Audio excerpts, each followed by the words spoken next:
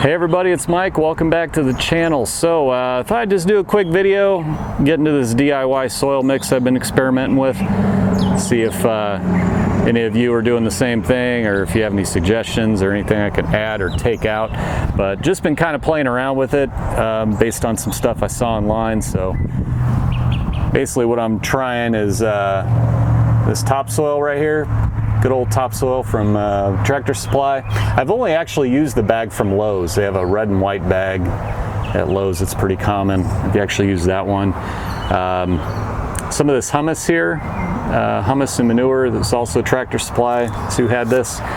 And next thing is poultry grit. I'm probably gonna lay off this a little bit just because I think I added a little too much to the mix before.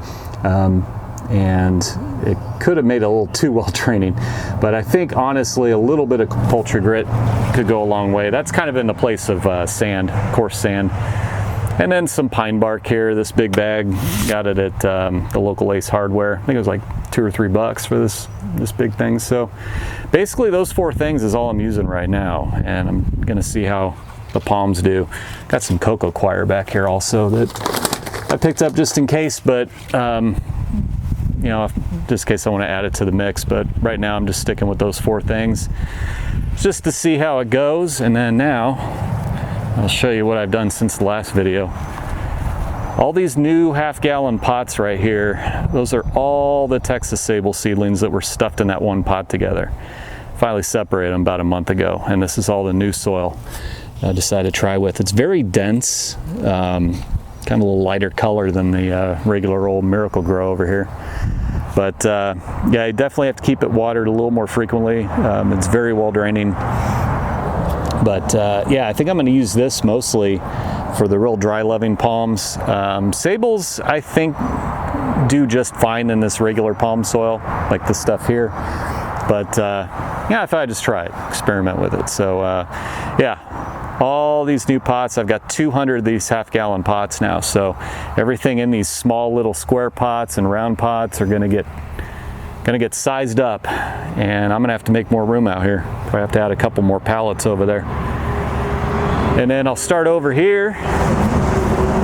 Got the Pindo Palm seedlings, those are the Butea Ordata Silver, and these are probably the healthiest Pindo Palm seedlings I've grown. Usually they go downhill for some reason after that. Bismarck palms are still hanging on. These are still gonna get transplanted. This is the one that didn't have a spear pole. It kind of had a frond go bad there, but then this new growth came up. A little deformity here. Winter really kicks their butt here. And then these two here did not have any spears coming out for several months now. They had spear poles over the winter, but now that one there, got a spear coming up, and then this one here, both around the same time. So I thought maybe those might have been goners there at one point, but nope, they're doing good.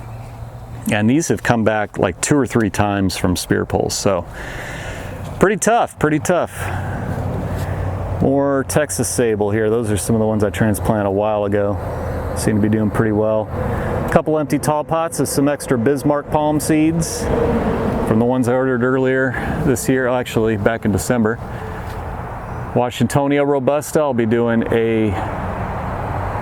a specific video on this one just because there is a interesting backstory with that. I've had it for 25 years, so kind of go over a little bit of that. And then we've got the Windmill Palm.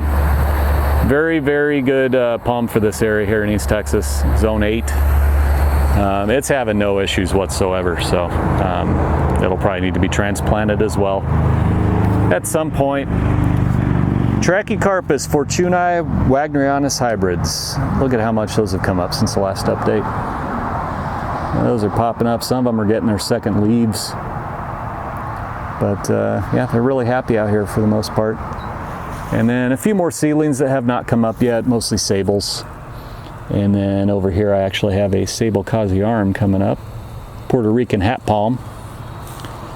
Over here, got a couple of Silver Saw Palmetto ones. This one's a little deformed, but it's doing okay. There's another one right there. I've got the Washingtonia, the smaller ones. I did have one die off, so I'm down to 11. these are all getting their fan fronds now. They're growing pretty quickly. I think these are going to make it. I think they'll be all right. Heading over to the pallets. All right, we got the Chinese fan palm, Levistona chinensis. These things always perk up and look way better once the springtime hits, springtime and summer. During the winter, they really look like they're on the verge of death. Some of them are still kind of beat up a little bit, but newer growth looks so much greener now. And Sable Bermudana. All these are doing quite well. Lost quite a few of these over the process in the last couple years, but still quite a few left. And then the big one here. And then these couple volunteers here that were in the Robusta pot a long time ago. And I think that might be a Phoenix canariensis right there. So we shall see when it gets older. More of these silver saw palmetto, Serenoa repens. Seeds that haven't come up yet. Got the Mediterranean fan palm seedlings, Camarops humilis.